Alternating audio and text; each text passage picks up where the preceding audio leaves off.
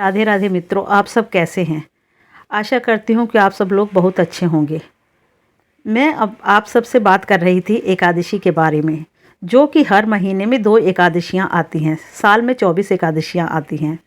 तो मैं मार्गशीर्ष महीने की यानी ये अगहन के महीने की एकादशी की बात कर रही थी, शुक्ल पक्ष की, जिसको कि मोक्षका एकादशी के नाम से जाना जाता है। इस दिन भगवान श्री कृष्ण ने महाभारत युद्ध के प्रारंभ होने से पूर्व हुए अर्जुन को श्रीमद् भागवत गीता का उपदेश किया था। इस दिन श्री कृष्ण का स्मरण व गीता का पाठ करना चाहिए। गीता में भगवान श्री कृष्ण के कर्म योग का विशेष बल दिया है तथा आत्मा को अजर अमर अविनाशी बताया है। जिस प्रकार मनुष्य पुराने कपड़ों को उतार कर नए कपड़े धारण करता है, उसी प्रकार हमारी आत्मा भी जर्जर शरीर को छोड़कर नया शरीर धारण करती है। मोक्ष का एकादशी के दिन मिथ्या भाषण करना, चुगली करना तथा अन्य दुष्कर्मों को त्याग कर सद्गुण अपनाने से मोक्ष की प्राप्ति होती है। इसी दिन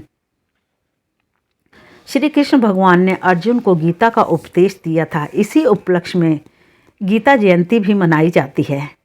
अगर कोई व्यक्ति पूरे साल पाठ ना करे और सिर्फ एकादशी करे, उसके सारे पाप धुल जाते हैं। मोक्ष का एकादशी इस बार 4 दिसंबर को मनाई जाएगी।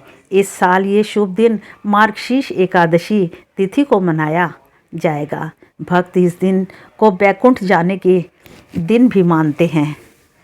जो एकादशी होती है उसको पवित्र माना जाता है। इस दिन भगवान विष्णु वैकुंठ के द्वार खोल देते हैं और व्यक्ति के अंत समय में भगवान विष्णु गरुड़ पर लेने के लिए आते हैं। इसलिए हर मनुष्य को एकादशी का व्रत अवश्य ही करना चाहिए और मोक्षदा एकादशी का तो विशेष महत्व है। इसके संदर्भ में एक कथा भी प्रचलित है जो मैं आपको सुना रही हूँ।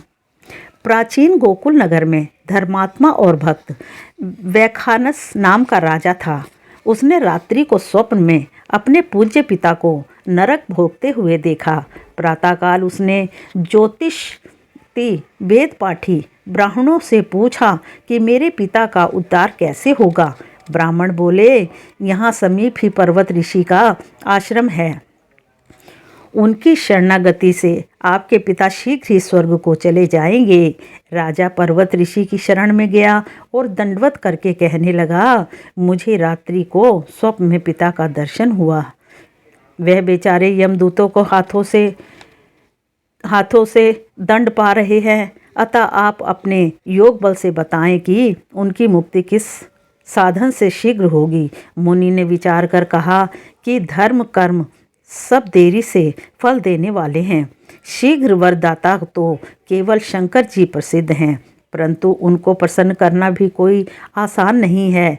देर अवश्य लग जाती है और तेरे पिता की इतने तक मरम्मत हो जाएगी। इसलिए सबसे सुगम और शीघ्र फलदाता मोक्षदा एकादशी का व्रत है।